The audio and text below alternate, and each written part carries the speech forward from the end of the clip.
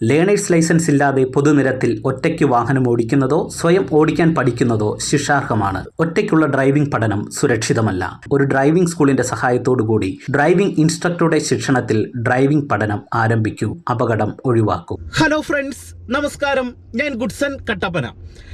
ഒരു കാർ ഓടിക്കുക എന്നുള്ളത് ഡ്രൈവിംഗ് പഠിക്കുന്ന ഏതൊരാളെ സംബന്ധിച്ച് വലിയൊരു സ്വപ്നമാണ്, അല്ലെങ്കിൽ വലിയൊരു ആഗ്രഹമാണ്. ഈ ആഗ്രഹം വെച്ച് ഡ്രൈവിംഗ് പഠനം ആരംഭിക്കും. ചില ആൾക്കാർ അതിൽ സക്സസ് ആകും, ചില ആൾക്കാർ അതിൽ ഫെയിലായി പോകാറുണ്ട്. അതായത് വണ്ടി ആവറേജ് ഓടിക്കാനായിട്ടുള്ള ധാരണയുണ്ട്, പക്ഷെങ്കിൽ വാഹനം റോഡിൽ തനിയെ സ്വന്തം ഐഡിയക്ക് ഡ്രൈവ് ചെയ്യാനായിട്ട് കഴിയാതെ വരുന്നുണ്ട്. എന്തുകൊണ്ടാണ് ഡ്രൈവിംഗ് ലൈസൻസ് എടുത്തതിന് ശേഷവും പല ആൾക്കാർക്കും ഒരു വാഹനം സ്വന്തമായിട്ട് ഡ്രൈവ് ചെയ്യാൻ കഴിയാത്തത്? പ്രധാനമായിട്ട് ഡ്രൈവിംഗിൽ വരുന്ന മിസ്റ്റേക്കുകൾ, അല്ലെങ്കിൽ ഡ്രൈവിംഗിൽ വരുന്ന അബദ്ധങ്ങൾ. ഇത് പല ആൾക്കാർക്കും ഓവർകം ചെയ്യാനായിട്ട് കഴിയുന്നില്ല. എന്നാൽ കൃത്യമായിട്ട് നമ്മൾക്ക് പറ്റുന്ന അബദ്ധങ്ങൾ സ്വയമായിട്ട് തിരിച്ചറിഞ്ഞ് ആ അബദ്ധങ്ങളെ ഒഴിവാക്കാനായിട്ട് എന്താണ് ഡ്രൈവിംഗിൽ ചെയ്യേണ്ടതെന്ന് കൃത്യമായിട്ടുള്ള ഒരു ഐഡിയ കിട്ടിക്കഴിഞ്ഞാൽ നിങ്ങൾക്ക് ഒരു വാഹനം ഓടിക്കുക എന്നുള്ളൊരു സ്വപ്നം വളരെ ഈസി ആയിട്ട് തന്നെ ചെയ്യാനായിട്ട് കഴിയും. അതുകൊണ്ട് നിങ്ങൾക്ക് ഡ്രൈവിംഗിൽ സംഭവിക്കാൻ സാധ്യതയുള്ള 10 അബദ്ധങ്ങളും അത് ഒഴിവാക്കാനായിട്ട് നിങ്ങൾ ഡ്രൈവിംഗിൽ കൃത്യമായിട്ട് പ്രാക്ടീസ് എടുക്കേണ്ട കാര്യങ്ങളാണ് നിങ്ങളുമായിട്ട് പങ്കുവെക്കുന്നത്. സാധാരണ വാഹനം ഓടിച്ചു തുടങ്ങുന്ന ഒട്ടുമിക്ക തുടക്കക്കാരും ഇത് ചെയ്യാറുണ്ട്. നിങ്ങൾക്കിത് അബദ്ധം സംഭവിക്കുന്നുണ്ടെങ്കിൽ ഈ അബദ്ധം നമുക്ക് എങ്ങനെ ഒഴിവാക്കാം എന്നുള്ളത് ഞാൻ നിങ്ങളെ കാണിച്ചു തരാം. വീഡിയോ നിങ്ങൾക്ക് പ്രയോജനം ചെയ്യും. ഉപകാരപ്പെട്ടെങ്കിൽ നിങ്ങൾ വീഡിയോ പരമാവധി കൂട്ടുകാർക്ക് ഷെയർ ചെയ്യുക. ഒപ്പം തന്നെ ചാനൽ സബ്സ്ക്രൈബ് ചെയ്ത് സപ്പോർട്ട് നൽകുക. ഡ്രൈവിംഗ് പ്രാക്ടീസ് ആവശ്യമുണ്ടെങ്കിൽ കോൺടാക്ട് ചെയ്യാം. എൻ്റെ വാട്സപ്പ് നമ്പർ ഞാൻ ഡിസ്ക്രിപ്ഷൻ ബോക്സിൽ കൊടുത്തേക്കാം. ഇവിടെ നിങ്ങൾക്ക് സംഭവിക്കുന്ന ആദ്യത്തെ പ്രധാനപ്പെട്ട ഒരു അബദ്ധം, ഇത് ഒരുപാട് തുടക്കക്കാർക്ക് ഡ്രൈവിംഗിൽ സംഭവിക്കുന്നുണ്ട്. ഇത് നിങ്ങൾക്ക് സംഭവിക്കുന്നുണ്ടെങ്കിൽ ഒഴിവാക്കുക. മറ്റൊന്നുമല്ല, വാഹനത്തിൽ കയറിയിരിക്കും, സീറ്റ് ബെൽറ്റ് ഒക്കെ ഇടും. ഇട്ടതിന് ശേഷം എന്ത് ചെയ്യും? വണ്ടി നമുക്ക് മുന്നോട്ട് എടുക്കണമല്ലോ. അതുകൊണ്ട് ആദ്യം തന്നെ എന്ത് ചെയ്യും? ഈ ഹാൻഡ് ബ്രേക്ക് റിലീസ് ചെയ്ത് താഴോട്ട് അങ്ങ് ആക്കി കൊടുക്കും. നിങ്ങൾ ഒരു കാരണവശാലും വണ്ടി സ്റ്റാർട്ട് ചെയ്യുന്നതിന് മുന്നേ ഹാൻഡ് ബ്രേക്ക് റിലീസ് ചെയ്യരുത്. എന്തുകൊണ്ട് ഇങ്ങനെ പറയുന്നു? ഹാൻഡ് ബ്രേക്ക് എന്ന് പറയുന്നത് ശരിക്കും പറഞ്ഞാൽ ഒരു പാർക്കിംഗ് ബ്രേക്കാണ്. പിന്നെ നമുക്ക് എമർജൻസി സിറ്റുവേഷനിലും യൂസ് ചെയ്യുന്ന ഒരു എമർജൻസി ബ്രേക്ക് എന്നും പറയാം.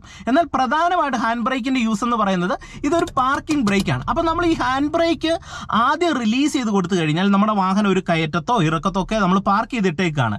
ഗിയറിലാണ് വാഹനം പാർക്ക് ചെയ്യുന്നതെങ്കിലും നമ്മൾ ഹാൻഡ് ബ്രേക്ക് റിലീസ് ചെയ്യുമ്പോൾ വണ്ടി കുറച്ചെങ്കിലും മുന്നിലേക്കോ പുറകിലേക്കോ വാഹനം കിടക്കുന്ന ആ ഒരു രീതി അനുസരിച്ച് വണ്ടി ഉരുളാനായിട്ടുള്ള സാധ്യതയുണ്ട്. ഇൻ കേസ് നിങ്ങൾ വാഹനം പാർക്ക് ചെയ്തിരുന്ന ഒരു ഏരിയയിൽ നിങ്ങൾ ഗിയറിലിട്ട് പാർക്ക് ചെയ്തു, പക്ഷെങ്കിൽ അറിയാതെ ന്യൂട്രൽ പൊസിഷനിൽ വീണ് കിടന്നു. ഇങ്ങനെയൊക്കെ ഉള്ള അബദ്ധങ്ങൾ പലർക്കും സംഭവിക്കാറുണ്ട്. അപ്പം നമ്മൾ ഹാൻഡ് ബ്രേക്ക് പ്രോപ്പറായിട്ട് നമ്മൾ ആദ്യം തന്നെ റിലീസ് ചെയ്ത് കഴിഞ്ഞാൽ എന്ത് ചെയ്യും? വണ്ടി മുന്നോട്ടോ പിന്നോട്ടോ ഉരുണ്ടു പോകാനായിട്ടുള്ള സാധ്യതയുണ്ട്. അപ്പം നമ്മൾ ആദ്യം ചെയ്യേണ്ടതെന്ന് പറയുന്നത് വാഹനം സ്റ്റാർട്ട് ചെയ്യുക എന്നുള്ളതാണ്. അപ്പോൾ സ്റ്റാർട്ട് ചെയ്യുമ്പോൾ നിങ്ങൾക്ക് സംഭവിക്കുന്ന വളരെ പ്രധാനപ്പെട്ട രണ്ടാമത്തെ അബദ്ധമുണ്ട്. പല ആൾക്കാരും എന്ത് ചെയ്യും? ആദ്യം കയറി ക്ലച്ച് ചവിട്ടും. നമ്മൾ വണ്ടി സ്റ്റാർട്ട് ചെയ്യുന്ന സമയത്ത് ആദ്യം ക്ലച്ച് അല്ല ചവിട്ടേണ്ടത്. നമ്മൾ സേഫ്റ്റിയുടെ ഭാഗമായിട്ട് നമ്മളുടെ കാലെടുത്ത് ബ്രേക്കിലേക്ക് വെക്കുക. രണ്ടാമതായിരിക്കണം നമ്മൾ ക്ലച്ച് ചവിട്ടേണ്ടത്. എന്നിട്ട് വണ്ടിയുടെ താക്കോൽ ഓൺ ആക്കുക. താക്കോൽ ഓൺ ആയി കഴിഞ്ഞാൽ വണ്ടിയുടെ മീറ്റർ കൺസോളിലെ വാർണിംഗ് ലൈറ്റ് എല്ലാം തെളിഞ്ഞു എന്ന് നമ്മൾ ഉറപ്പുവരുത്തണം. അതിനുശേഷം വണ്ടി സ്റ്റാർട്ട് ചെയ്യുക. സ്റ്റാർട്ട് ചെയ്യുന്ന സമയത്ത് നമ്മളുടെ മീറ്റർ കൺസോളിലെ എല്ലാ വാർണിംഗ് ലൈറ്റുകൾ ഓഫ് ആയെന്ന് നമ്മൾ ഉറപ്പുവരുത്തണം. ഈ സാഹചര്യത്തിൽ നമ്മളുടെ മീറ്റർ കൺസോളിൽ തെളിഞ്ഞു കിടക്കാൻ സാധ്യതയുള്ള ഒരു വാർണിംഗ് ലൈറ്റ് എന്ന് പറയുന്നത് സ്റ്റാർട്ടിങ്ങിന് ശേഷം തെളിയുന്നത് ഹാൻഡ് ബ്രേക്കിന്റെ വാർണിംഗ് ലൈറ്റ് ആയിരിക്കും.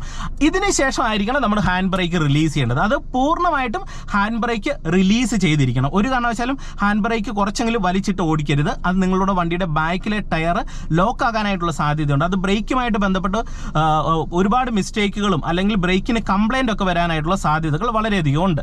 ഇനി അടുത്തതായിട്ട് നിങ്ങൾ ചെയ്യേണ്ടത് ഫസ്റ്റ് ഗിയർ കൊടുക്കുക എന്നുള്ളതാണ്.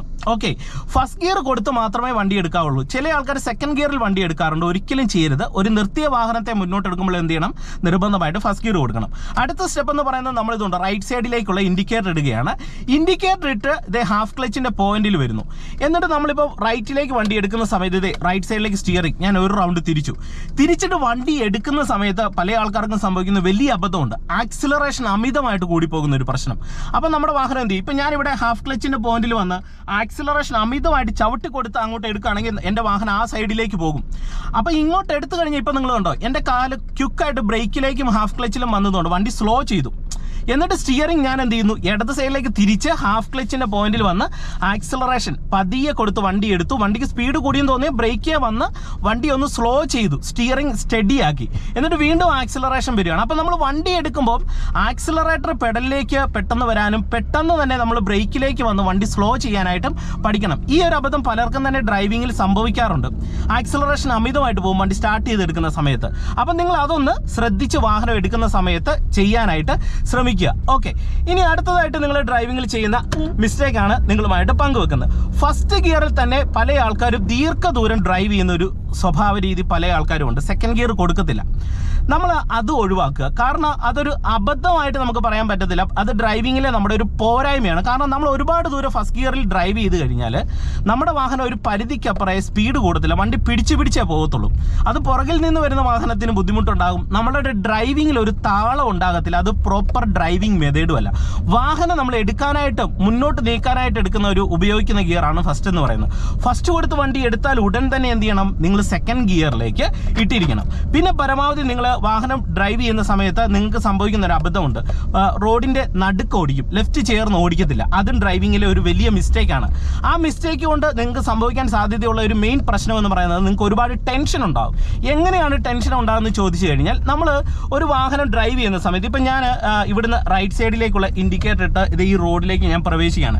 ഞാൻ ഈ റോഡ് ഡ്രൈവ് ചെയ്യുന്ന സമയത്ത് എൻ്റെ വണ്ടി റോഡിൻ്റെ ഇടത് ചേരാതെ കുറച്ചെങ്കിലും റോഡിൻ്റെ നടുക്കായിട്ടാണ് ഞാൻ ഡ്രൈവ് ചെയ്ത് ഇങ്ങനെയാണ് പോകുന്നതെന്ന് നിങ്ങൾ കരുതുക.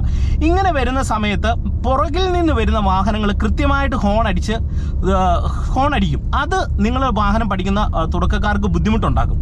എന്നാൽ നമ്മൾ ലെഫ്റ്റ് ചേർന്നാണ് ഡ്രൈവ് ചെയ്ത് വരുന്നതെങ്കിൽ പുറകിൽ നിന്ന് വരുന്ന വാഹനം ഒരുപാട് ഹോൺ അടിച്ച് നിങ്ങളെ ബുദ്ധിമുട്ടിക്കത്തില്ല. കൃത്യമായിട്ട് പുറകിൽ നിന്ന് വരുന്ന ഒരു വാഹനത്തിന് കയറി പോകാനായിട്ടുള്ള സ്പേസ് ഉള്ളതുകൊണ്ട് അവർ കയറിപ്പോകും. അതുകൊണ്ട് എന്ത് ചെയ്യണം, നിങ്ങൾ നടുക്കോടിക്കരുത്. ഒപ്പം തന്നെ നമ്മൾ നടുക്കോടിച്ച് കഴിഞ്ഞാൽ ഇപ്പം ഞാൻ ഇച്ചിരി ഇങ്ങോട്ട് റൈറ്റ് പിടിച്ചാണ് ഓടിക്കുന്നതെങ്കിൽ എതിരെ ഒരു വാഹനം വന്നു കഴിഞ്ഞാൽ ആ വണ്ടി നമ്മുടെ വാഹനത്തോട് ഒരുപാട് ചേരാനായിട്ടുള്ള സാധ്യതയുണ്ട്, ഇടിക്കാനായിട്ടുള്ള സാധ്യതയുണ്ട്. അതുകൊണ്ട് എന്ത് ചെയ്യണം, ഇതുകൊണ്ട് ഇപ്പോൾ ഒരു വാഹനം വന്നു, നമ്മൾ ലെഫ്റ്റ് ചേർന്നാണ് വരുന്നതെങ്കിൽ സേഫ് ആണ് നമ്മുടെ ഡ്രൈവ്. പുറകിൽ നിന്ന് വരുന്ന വാഹനവും കയറിപ്പോക്കോളും, എതിരെ വരുന്ന വണ്ടികളും അവരും പൊക്കോളും. നമ്മൾ പേടിക്കണ്ട. ഇപ്പം നിങ്ങൾ നോക്കിയാൽ ഞാൻ സെക്കൻഡ് വരികയാണ്, ബാക്ക് സൈഡിൽ നിന്ന് വരുന്ന വണ്ടി സുഖകരമായിട്ടാണ് കയറിപ്പോകുന്നത്. നമ്മളെ ശല്യം ചെയ്യാതെ അവർ കയറിപ്പോക്കോളും. അപ്പം ഒരു ഹോണടി കേട്ട് കഴിഞ്ഞാൽ പല ഡ്രൈവിംഗ് പഠിക്കുന്നവരും പേടിക്കാറുണ്ട്. അപ്പം ഈ ഹോണടി അമിതമായിട്ട് വരുന്നതിൻ്റെ പ്രധാനപ്പെട്ട ഒരു റീസൺ എന്ന് പറയുന്നത് നിങ്ങൾ ഈ നടുക്ക് വണ്ടി ഓടിക്കുന്നത് കൊണ്ടാണ്. അതായത് പുറകിൽ നിന്ന് വരുന്ന ഒരു വാഹനത്തിന് തടസ്സം നിങ്ങൾ സൃഷ്ടിക്കുന്നുണ്ട് ഡ്രൈവിങ്ങിൽ. അത് നിങ്ങൾ ഒഴിവാക്കുക. മനസ്സിലായോ? ഇനി പുറകിൽ നിന്നൊരു വാഹനം നമ്മൾ ലെഫ്റ്റ് ചേർന്ന് ഓടിച്ചിട്ട് ഹോൺ അടിക്കുകയാണ്. അങ്ങനെ ഉണ്ടെന്ന് കരുതി നിങ്ങൾ ഒരു കാരണവശാൽ ആ സമയത്ത് പാനിക്കാകാൻ പാടില്ല. ലെഫ്റ്റ് ചേർന്ന് പതിയെ പോകുക. നമുക്കൊരു വളവിൽ ഒരാളെ കയറ്റിവിടാനായിട്ട് കഴിയത്തില്ല. നമുക്ക് ചെയ്യാൻ പറ്റുന്നത് ലെഫ്റ്റ് ചേർന്ന് ഡ്രൈവ് ചെയ്യുക എന്നുള്ളത് മാത്രമാണ്. ലെഫ്റ്റ് ചേർന്ന് ഓടിക്കുക. അവർ പ്രോപ്പറായിട്ടുള്ള ഒരു പ്ലേസ് കിട്ടുമ്പോൾ കയറിപ്പോക്കോളും.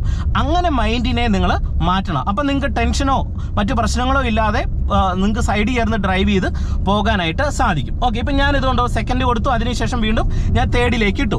ഇനി നിങ്ങൾ ഡ്രൈവിങ്ങിൽ നിങ്ങൾക്ക് സംഭവിക്കാൻ സാധ്യതയുള്ള ഒരു അബദ്ധം പറയാം.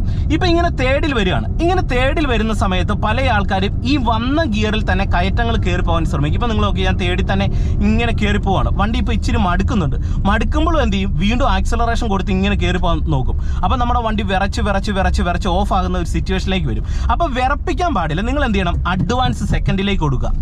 എന്നിട്ട് പതിയെ ക്ലച്ച് റിലീസ് ചെയ്ത് നിങ്ങൾ വാഹനം ഓടിക്കുക. അതായത് നമ്മുടെ വണ്ടിയെ വിറപ്പിക്കാനായിട്ട് പാടില്ല. വിറയിൽ തോന്നുന്ന സാഹചര്യത്തിൽ അപ്പോൾ തന്നെ എന്ത് ചെയ്യണം, നിങ്ങൾ ഗിയർ ഡൗൺ ചെയ്ത് കൊടുത്തോണം. അങ്ങനെ കൊടുത്തു കഴിഞ്ഞാൽ നിങ്ങൾക്ക് ഡ്രൈവ് ചെയ്യുന്ന സമയത്ത് വണ്ടി ഓഫ് ആകുമോ എന്നുള്ളൊരു പേടി വരത്തില്ല. അതുപോലെ തന്നെ അഡ്വാൻസ് ഡൗൺ ചെയ്യുന്നത് കൊണ്ട് ഗിയർ നിങ്ങൾക്ക് ഇടുന്ന സമയത്ത് തിടുക്കത്ത് ഗിയർ ഇടേണ്ട സിറ്റുവേഷൻ വരത്തില്ല. നിങ്ങൾക്ക് വളരെ സാവധാനത്തിൽ ഗിയർ ഇടാനായിട്ട് കഴിയും. വീണ്ടും സ്ട്രെയിറ്റ് റോഡ് കണ്ടു കഴിഞ്ഞാൽ എന്ത് ചെയ്യാം, നമുക്ക് ഇതുപോലെ തേർഡ് ഗിയറിലേക്ക് കൊടുക്കാം. ഇനി നിങ്ങൾക്ക് സംഭവിക്കുന്ന മറ്റൊരു അബദ്ധം പറയാം. അതായത് നിങ്ങൾ വാഹനം ഡ്രൈവ് ചെയ്യുന്ന സമയത്ത് പല ആൾക്കാരും ബ്രേക്ക് യൂസ് ചെയ്യുന്ന സമയത്ത് സംഭവിക്കുന്ന ഒരു അബദ്ധമാണ്. നമ്മൾക്ക് ബ്രേക്ക് പലരും ഇങ്ങനെ എടുത്ത് ചവിട്ടുന്ന സമയത്ത് സ്ലോ ചെയ്യാനായിട്ട് ചവിട്ടുന്നതാണ്. സ്പീഡ് കൂടി സ്ലോ ചെയ്യാനായിട്ട് ചവിട്ടുന്ന സമയത്ത് എടുത്തൊരൊറ്റ ചവിട്ട് അങ്ങോട്ട് ചവിട്ടുന്ന സമയത്ത് എന്ത് ചെയ്യും, വണ്ടി ഇതുപോലെ സ്പീഡ് കുറഞ്ഞിട്ട് ഇതുണ്ട് എഞ്ചിൻ ഇടിച്ച് ഇതുപോലെ വണ്ടി ഓഫായി പോകും. ഇതൊരിക്കലും ഡ്രൈവിങ്ങിൽ സംഭവിക്കരുത്. ഇത് സംഭവിക്കുന്ന പ്രധാനപ്പെട്ട മറ്റൊരു പ്രശ്നമെന്ന് പറയുന്നത് പുറകിൽ ഏതെങ്കിലും ഒരു വണ്ടി ഉണ്ടെങ്കിൽ നമ്മുടെ വണ്ടിയുടെ ബാക്കിൽ കൃത്യമായിട്ട് ഇടിക്കും. അതുകൊണ്ട് ബ്രേക്ക് എന്ന് പറയുന്ന ഒരു കാര്യം നിങ്ങൾ ഒറ്റ ചവിട്ടരുത്. നമ്മൾ ബ്രേക്കും ശരിക്കും പറഞ്ഞാൽ സ്റ്റിയറിംഗ് ബാലൻസ് ആക്കുന്നത് പോലെ തന്നെ പ്രോപ്പറായിട്ട് ബാലൻസ് ആക്കണം. അതൊരു ബാലൻസിങ് ആണ്. നമുക്ക് ചില സാഹചര്യങ്ങളിൽ തൊട്ട് ബ്രേക്ക് ചെയ്യാം, ചില സാഹചര്യങ്ങളിൽ കുറച്ചും കൂടെ നമുക്ക് കൂടുതലായിട്ടൊന്ന് ബ്രേക്ക് ചവിട്ടി കൊടുക്കേണ്ട സിറ്റുവേഷൻ വരും. അതുപോലെ തന്നെ ചില സാഹചര്യങ്ങളിൽ നമുക്ക് ബ്രേക്ക് കുറച്ച് അത്യാവശ്യം നല്ല രീതിയിൽ അയച്ചു കൊടുക്കേണ്ട സിറ്റുവേഷൻ വരും. അങ്ങനെ നിങ്ങൾ ഡ്രൈവിങ്ങിൽ ബ്രേക്കിനെ ബാലൻസ് ആക്കാനായിട്ട് പഠിക്കണം. ഒരു കാരണവശാലും ഒറ്റ ചവിട്ടരുത്. ഒറ്റ ചവിട്ടേണ്ട സിറ്റുവേഷൻ വന്നെങ്കിൽ മാത്രം ചെയ്യുക. ഇപ്പം നമ്മൾ ഡ്രൈവ് ചെയ്ത് പോകുന്ന സമയത്ത് പെട്ടെന്നൊരു ഒരാൾ നമ്മുടെ വാഹനത്തിന് ഫ്രണ്ടിലേക്ക് വന്നു, അല്ലെങ്കിൽ ഒരു പട്ടിയോ പൂച്ചയോ അങ്ങനെ ഉള്ള മൃഗങ്ങൾ നമ്മുടെ വണ്ടിയുടെ ഫ്രണ്ടിലേക്കൊന്ന് ചാടി, നമുക്ക് സഡൻ ബ്രേക്ക് ചവിട്ടാൻ പറ്റത്തില്ല. നമ്മൾ നിർബന്ധമായിട്ട് ചവിട്ടിയേ പറ്റൂ. അങ്ങനെയുള്ള സിറ്റുവേഷനിൽ മാത്രം അത് ചെയ്യുക. അല്ലാതെ അനാവശ്യമായിട്ട് നമ്മൾ മെയിൻ റോഡിലൊക്കെ ഓടിച്ചു പോകുന്ന സമയത്ത് ബ്രേക്ക് ബാലൻസ് ചെയ്യുന്ന സമയത്ത് ഹാർഡ് ബ്രേക്കിംഗ് ഡ്രൈവിങ്ങിൽ വരരുത്. അത് നിങ്ങൾ പ്രധാനമായിട്ടും ഡ്രൈവ് ചെയ്യുന്ന സമയത്ത് ശ്രദ്ധിക്കുക. ഇനി അതുപോലെ തന്നെ നിങ്ങൾ ഡ്രൈവ് ചെയ്യുന്ന സമയത്ത് ശ്രദ്ധിക്കേണ്ട അടുത്തൊരു പോയിന്റ് എന്ന് പറയുന്നത്, നിങ്ങളിൽ പല ആൾക്കാരും ഡ്രൈവ് ചെയ്യുന്ന സമയത്ത് തുടക്കക്കാരുടെ മെയിൻ പ്രശ്നമാണ് ബാക്ക് സൈഡ് ശ്രദ്ധിക്കത്തില്ല. അതായത് ഈ സെൻറ്റർ മിററും ലെഫ്റ്റ് റൈറ്റ് മിററുകൾ നോക്കാറില്ല. നമ്മൾ ഡ്രൈവിങ്ങിൽ പ്രധാനമായിട്ട് നോക്കേണ്ട മിററാണ് സെൻറ്റർ. പുറകിൽ നിന്ന് വാഹനങ്ങൾ വരുന്നുണ്ടോ എന്ന് നമ്മൾ ഈ മിററിലൂടെ എല്ലാം നോക്കിക്കൊണ്ടിരിക്കണം. അത് ഇടയ്ക്കിടയ്ക്ക് നമ്മുടെ ഒരു കണ്ണ് ഒന്ന് മേളിലേക്ക് നോക്കിക്കഴിഞ്ഞാൽ നമുക്ക് ഇത് കറക്റ്റായിട്ട് മനസ്സിലാക്കി എടുക്കാനായിട്ട് കഴിയും. ഒപ്പം തന്നെ നമ്മൾ ഈ മിറർ നോക്കുന്നതിനോടൊപ്പം തന്നെ പിന്നെ നോക്കേണ്ട മിററാണ് നമ്മളുടെ റൈറ്റ് മിറർ. കാരണം നമ്മൾ ലെഫ്റ്റ് ചേർന്ന് വരുന്ന സമയത്ത് ഇവിടെ നമ്മൾ വണ്ടി ഉണ്ടോ എന്ന് നോക്കും, ഇവിടെ നമ്മൾ ഈ റൈറ്റ് മിററിലൂടെയും വണ്ടി വരുന്നുണ്ടോ എന്ന് നമ്മൾ നോക്കണം. അപ്പോൾ ഈ രണ്ട് മിറർ പ്രധാനമായിട്ട് നിങ്ങൾ ഡ്രൈവിങ്ങിൽ ശ്രദ്ധിക്കുക. ലെഫ്റ്റ് സൈഡിലെ മിറർ നമ്മൾ പ്രധാനമായിട്ട് നോക്കുന്നത് സൈഡ് കോർണർ നമ്മൾ ജഡ്ജ് ചെയ്യേണ്ട സിറ്റുവേഷനിലാണ്. ഓക്കെ, അപ്പോൾ അത് നമ്മൾ പ്രധാനമായിട്ട് വണ്ടി റിവേഴ്സ് ലെഫ്റ്റിലേക്കൊക്കെ എടുക്കുന്ന സമയത്ത് നമുക്ക് ലെഫ്റ്റ് മിറർ വളരെ പ്രധാനമാണ്. അപ്പോൾ ഡ്രൈവ് ചെയ്യുന്ന സമയത്ത് പ്രധാനമായിട്ട് സെൻറ്റർ മിററും റൈറ്റ് സൈഡിലെ മിററും നിങ്ങൾ ഡ്രൈവിങ്ങിൽ ശ്രദ്ധിക്കുക. ഒപ്പം തന്നെ ലെഫ്റ്റ് മിററും നിങ്ങൾ ഡ്രൈവിങ്ങിൽ ശ്രദ്ധിക്കുക. ഇത് നിങ്ങൾ ഡ്രൈവിങ്ങിൽ പ്രധാനമായിട്ടും ഓർക്കുക. ഇനി അതുപോലെ തന്നെ നിങ്ങൾ ഡ്രൈവ് ചെയ്ത് വരുന്ന സമയത്ത് ഇനി ശ്രദ്ധിക്കേണ്ട ഒരു കാര്യം എന്ന് പറയുന്നത്, നമുക്ക് ഡ്രൈവിങ്ങിൽ ചില സാഹചര്യങ്ങളിൽ ക്ലച്ച് ഡ്രൈവിങ്ങിൽ യൂസ് ചെയ്യേണ്ട സിറ്റുവേഷൻ ഉണ്ട്. പലർക്കും തന്നെ അത് അറിയത്തില്ല. നമുക്കിപ്പം ഇവിടെ ഞാനിതുകൊണ്ട് ബ്രേക്ക് ബാലൻസ് ചെയ്ത് ഇങ്ങനെ ഇറങ്ങി വരികയാണ്. ഇപ്പം ഞാൻ 4th ഗിയറിലാണ് വരുന്നത്. അപ്പോൾ ആവറേജ് ഒരു 30 കിലോമീറ്റർ അടുത്ത് സ്പീഡ് ഉള്ളത് കൊണ്ട് ഈ വളവൊക്കെ എനിക്ക് 4ാമത്തെ ഗിയറിൽ വളരെ സുഖകരമായിട്ട് ഡ്രൈവ് ചെയ്ത് വരാനായിട്ട് കഴിയുന്നുണ്ട്. എന്നാൽ ഇങ്ങനെ ഓടിച്ചു വരുന്ന സമയത്ത് എൻ്റെ വണ്ടി ചെയ്തുകൊണ്ട് അവിടെ ഒരു ഇടുങ്ങിയ സ്പേസിലേക്കാണ് എത്തുന്നത്. ഇവിടെ പലരും ബ്രേക്ക് മാത്രം ബാലൻസ് ചെയ്തുകൊണ്ട് ഇറങ്ങാറുണ്ട്. എന്നാൽ നമ്മളിവിടെ ബ്രേക്കിനോടൊപ്പം എന്ത് ചെയ്യണം, ക്ലച്ചും കൂടെ ചവിട്ട് ചെയ്തുകൊണ്ട് തേർഡിലേക്കൊന്ന് ഷിഫ്റ്റ് ചെയ്ത് ക്ലച്ച് റിലീസ് ചെയ്ത് ബ്രേക്ക് മാത്രം ബാലൻസ് ചെയ്യുന്നു. ഇനി ഇങ്ങനെ ബാലൻസ് ചെയ്ത് വരുന്ന സമയത്ത് നമ്മുടെ വണ്ടിയുടെ വേഗത തീർത്തും കുറഞ്ഞെന്ന് തോന്നിയാൽ ബ്രേക്കിനോടൊപ്പം നമ്മൾ ക്ലച്ചും കൂടെ ചവിട്ടി വണ്ടിയുടെ വേഗത ഇതുകൊണ്ട് തീർത്തും കുറയ്ക്കുവാണ്. എന്നിട്ട് ഞാനിത് റൈറ്റ് സൈഡിലേക്കുള്ള ഇൻഡിക്കേറ്റർ ഇട്ട് ഇതുകൊണ്ട് താഴോട്ട് ഒരു ടേൺ എടുക്കുകയാണ്. വളരെ സാവധാനത്തിൽ ഒരു ടേൺ എടുക്കുകയാണ്. അപ്പോൾ ഇങ്ങനെയുള്ള ക്ലച്ചിൻ്റെ യൂസ് ഡ്രൈവിങ്ങിലുണ്ട്. ഇതും കൂടെ നിങ്ങൾ ഡ്രൈവിങ്ങിൽ മനസ്സിലാക്കുക. അപ്പം നിങ്ങൾക്ക് അത്യാവശ്യം വാഹനം ഡ്രൈവ് ചെയ്യുന്ന സമയത്ത് സംഭവിക്കാൻ സാധ്യതയുള്ള അബദ്ധങ്ങളും ഡ്രൈവിങ്ങിൽ അത് ഒഴിവാക്കാനായിട്ട് നിങ്ങൾ പ്രാക്ടീസ് എടുക്കേണ്ട ചില കാര്യങ്ങളൊക്കെ വീഡിയോയിൽ നിങ്ങളുമായിട്ട് പങ്കുവച്ചു. ഈ വീഡിയോ നിങ്ങൾക്ക് പ്രയോജനം ചെയ്താൽ വാഹനം പഠിക്കുന്നവരുണ്ടെങ്കിൽ അവർക്ക് നിങ്ങൾ വീഡിയോ ഷെയർ ചെയ്ത് കൊടുക്കുക. അതുപോലെ ചാനൽ നിങ്ങൾ സബ്സ്ക്രൈബ് ചെയ്യാത്തതുണ്ടെങ്കിൽ സബ്സ്ക്രൈബ് ചെയ്തും കൂടെ നിങ്ങളുടെ ഒരു സപ്പോർട്ട് നൽകുക. ഡ്രൈവിംഗ് പ്രാക്ടീസ് നിങ്ങൾക്ക് വേണമെന്നുണ്ടെങ്കിൽ കോൺടാക്ട് ചെയ്യാം. എൻ്റെ വാട്സപ്പ് നമ്പർ ഡിസ്ക്രിപ്ഷൻ ബോക്സിൽ കൊടുക്കാം. ഫേസ്ബുക്ക്, ഇൻസ്റ്റാഗ്രാം പേജിൽ നമ്മുടെ വീഡിയോകൾ അപ്ലോഡ് ചെയ്യുന്നുണ്ട്. നിങ്ങൾക്ക് ആ പേജിലൂടെയും വീഡിയോകൾ കാണാനായിട്ട് സാധിക്കുന്നതാണ്. വീണ്ടും നമുക്ക് നാളെ മറ്റൊരു അറിവുമായിട്ട് കാണാം. Okay, by.